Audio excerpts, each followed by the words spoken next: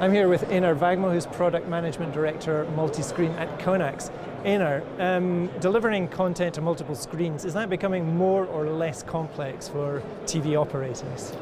Well, I would say definitely it's getting more and more complex. First of all, the number of different devices is growing, and so does the expectations from the customers. They expect that all content is available on all the different devices. All these different devices are running on different operating systems, supporting different DRMs and different streaming formats. On top of that, we see that there are emerging silos between the giants.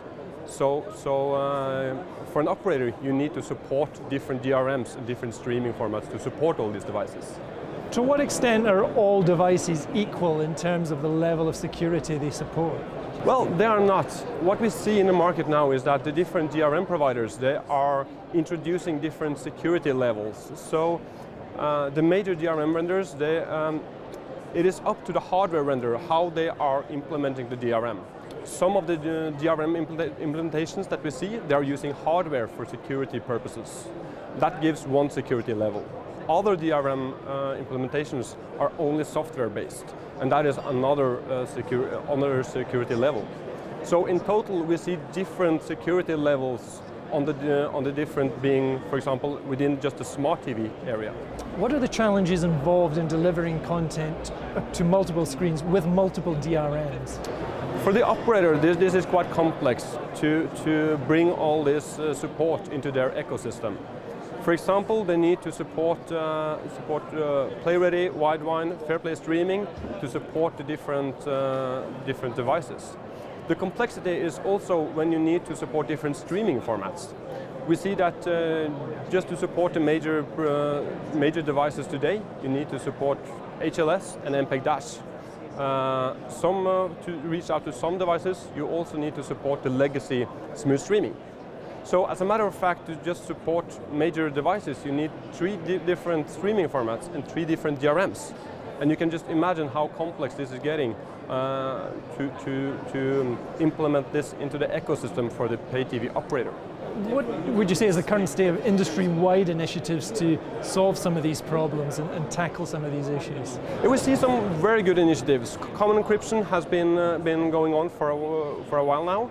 There's a very good initiative that most of the industry is supporting this initiative. With common encryption, you can have several DRMs on the same streaming file. That's a very good initiative, though not all the providers is supporting this. So for some DRMs and for some devices, you still need to support a specific streaming format.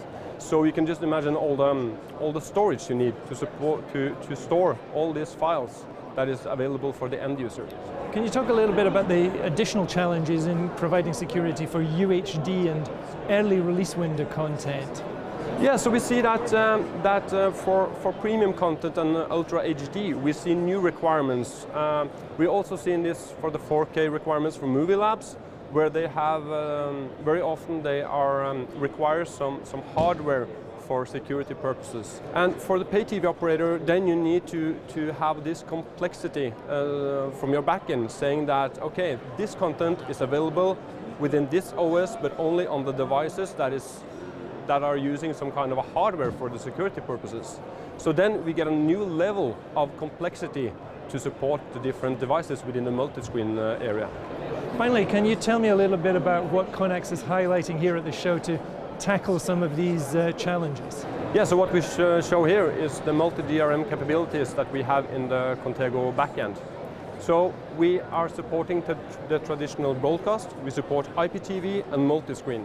And with multiscreen, we support different DRMs like play-ready, wideband, and fair play streaming. So usability shall not compromise on the security. So one example is how we are using this technology for reaching out to all the different browsers these days. As all the different browsers are supporting the what's called the NP APIs, the Silverlight browsers and the play-ready, we have a system where we, from our backend, can support all these different browsers with the native DRMs. And then the user experience is very, very good because you have a HTML5 video and the customer don't need to download the plugin. So the ages of the plug-in with the Silverlight is gone. We have a much more user-friendly experience for the end customer, and we can take care of all the complexity in the back end from one system.